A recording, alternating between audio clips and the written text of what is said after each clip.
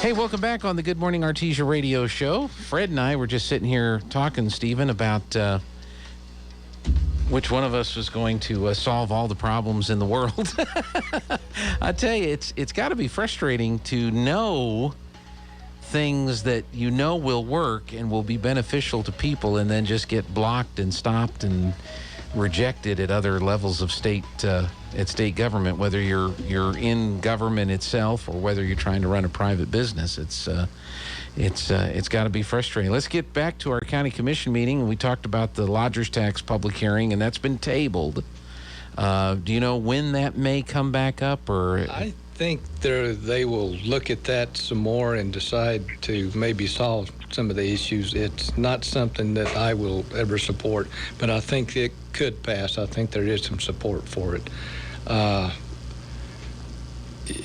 you know, it's out there. I mean, these people are here working. They are using services, but it's a pittance. And then you made the best point I've heard, other than it is a tax, is who's going to collect it and what's it going to cost to administrate this tax. So yeah, it'll be interesting to see. But I think at some point it'll come back. So okay, Stephen, what's the next item from the commission meeting you'd like to discuss this morning? Well, we approved quite a few new pieces of equipment for the road department, and I know that everybody will be happy about that. We're running some blades around, and it's been raining, which we're really grateful for.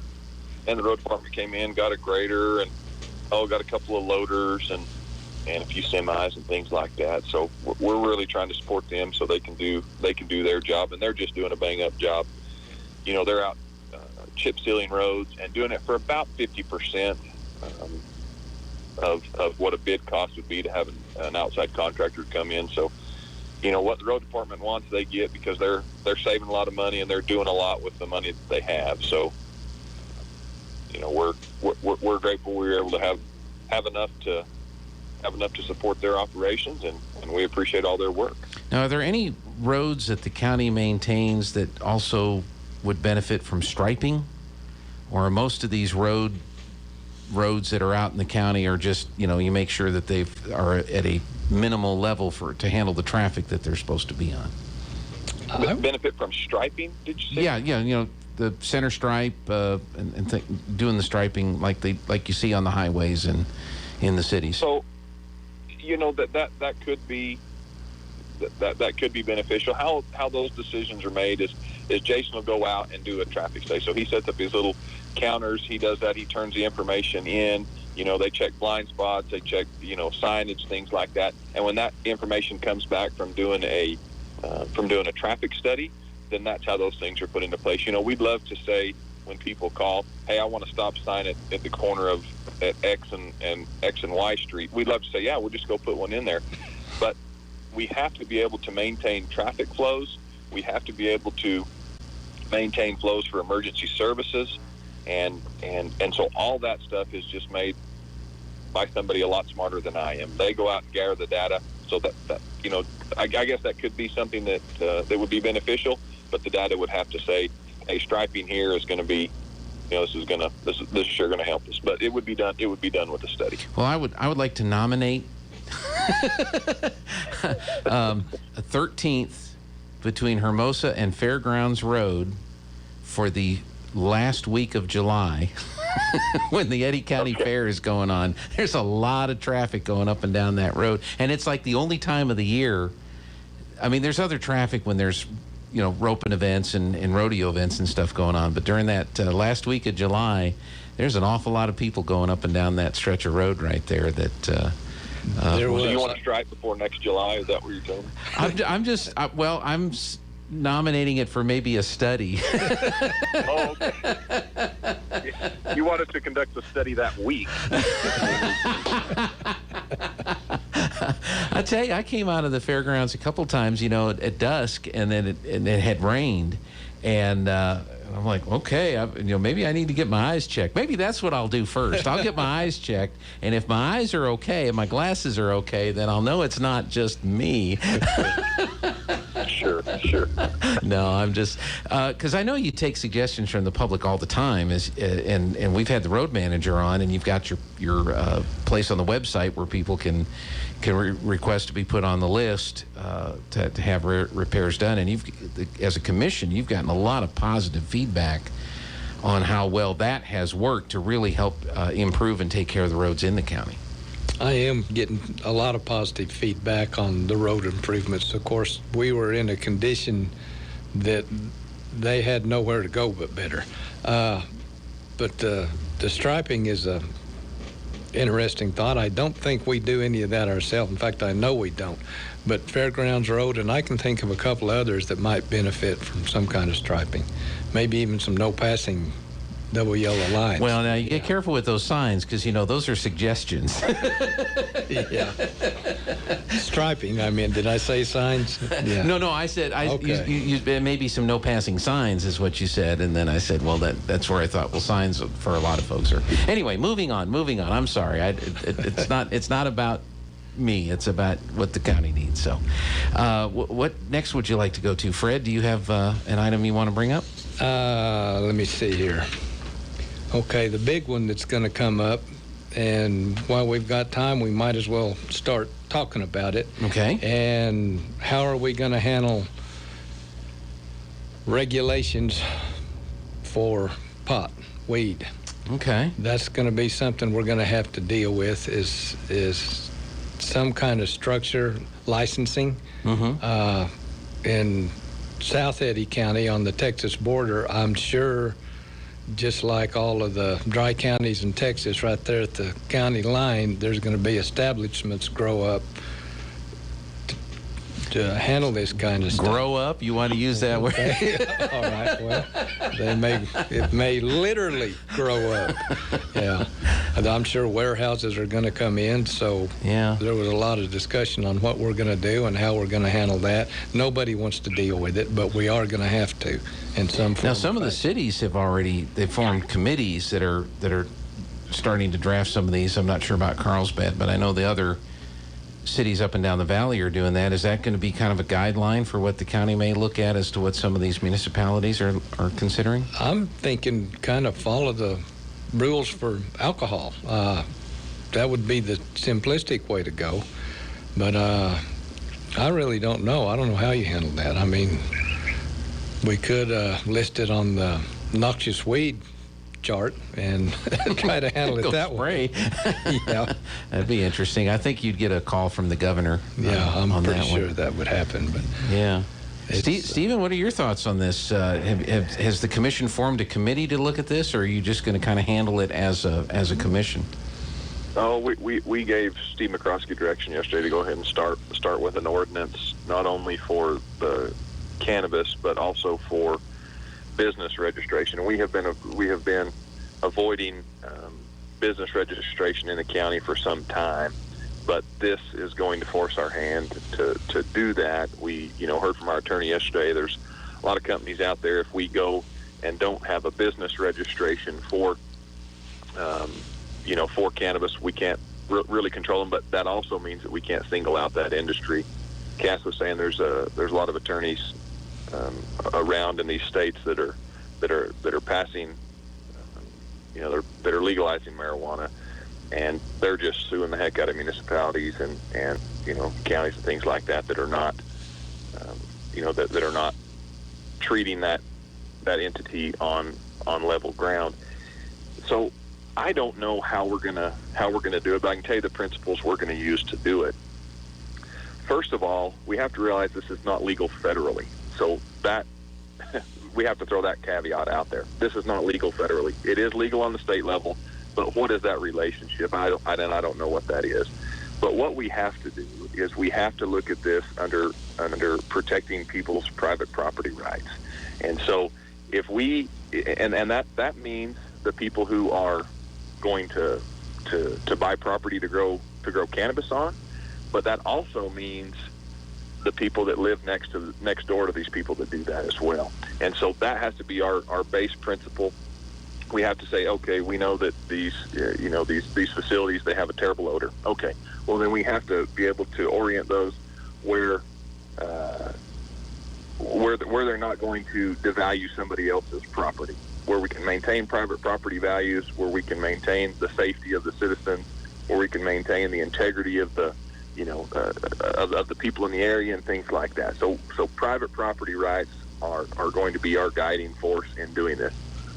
What we discussed yesterday is we said, okay, Steve, you can start on this, start looking what other people are doing, but we're going to make it fit for Eddy County. And he's got specific instructions to not bring anything to us until the sheriff's had a chance to look at it and make sure that it fits all the goals that we have. So I think the sheriff is going to be a huge asset in helping us do this, and also Jerry Fanning. Jerry's been involved in this the whole time and given a lot of reports. He's got a lot of knowledge, and he'll help us kind of get through it. And we have probably the best county manager in the United States. So we're going to lean on his. We're going to lean on his judgment as well. The principles are going to be private property rights, and then we're going to go through and make sure that we get the approval of the sheriff and use all the other information that can come to us as well. So I don't know where it's going to go, but what we're going to do, we can't be too restrictive, because if we are too restrictive, then the state comes down and mandates what we have to do anyway. But we have to be restrictive enough to protect private property rights. Yeah, it's got to be even-handed across the board. But this has opened up a huge can of worms, because, like I say, you've got to bring this industry on par with every other business in the county.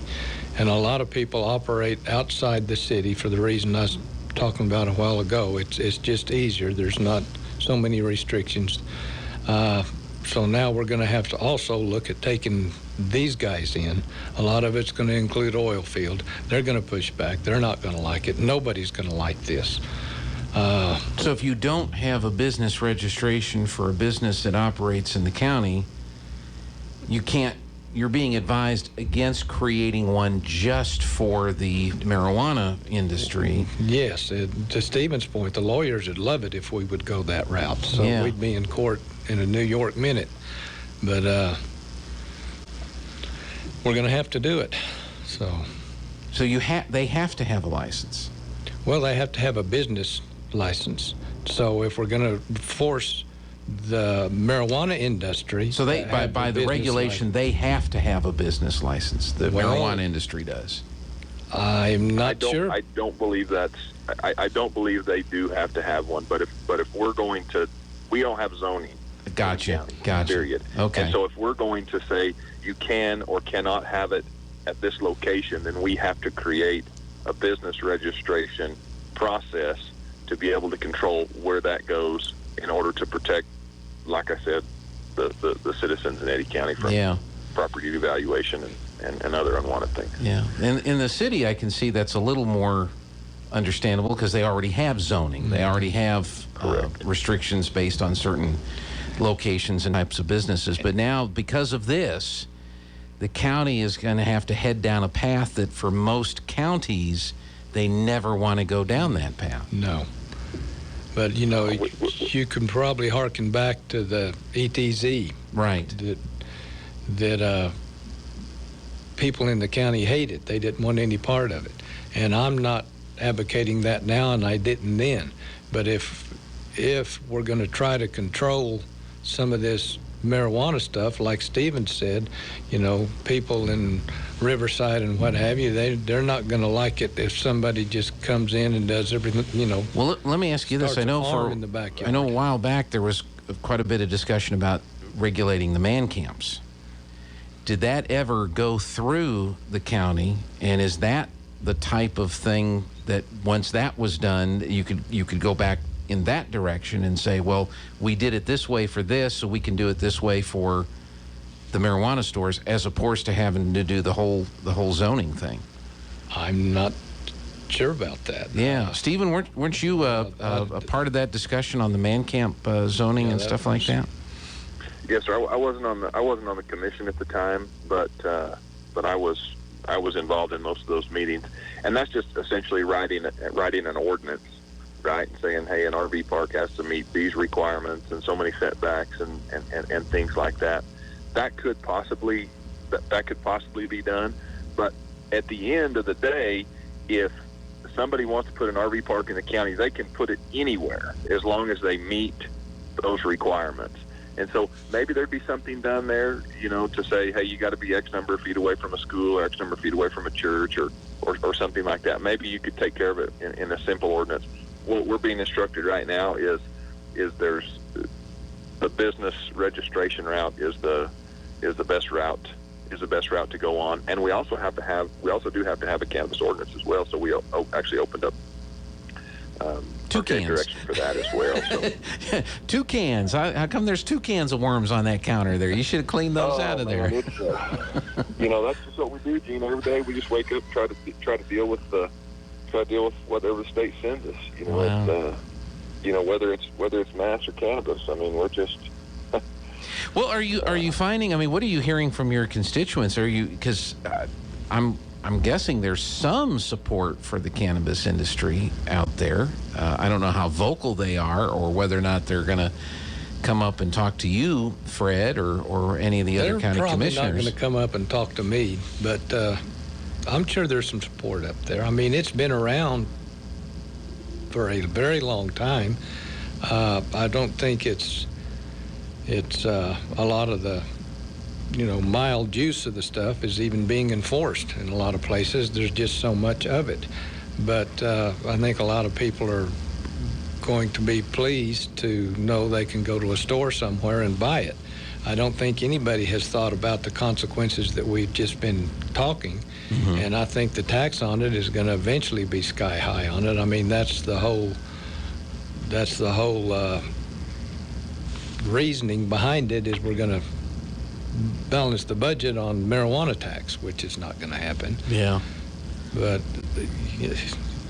I haven't heard anybody come up and really say, I hate it, and what are you guys going to do to stop it? I haven't heard that either. So, which is interesting. Yeah. Stephen, what kind of feedback have you been getting from the public on this? I haven't got much feedback. If anybody is in support, I'd like to hear from them, and if anybody's negative, I'd sure like to hear from them. Either way, what we want to do is make all of our decisions based on truth and facts, and we'll keep the emotions out of there. Like Ben Shapiro says, facts don't have feelings, right? So we need all the facts to make all the decisions. Yeah. Hey, what are your schedules like right now? Because we got a news break coming up at the top of the hour. I didn't know if one of you or both of you could stick around for one more segment, or if you have meetings and things to go to. I do. You do. Fred has to go. How about you, Stephen? What's your schedule? I can hang around for another segment. Okay, very good. Fred, Stephen, thank you so much. Fred, thank you for coming in. I know you gotta run, but thank you. Yeah. Thank you. Stephen Mccutcheon's going to stick around. We'll do one more segment with the chairman of the county commission for Eddy County right after we take a break for town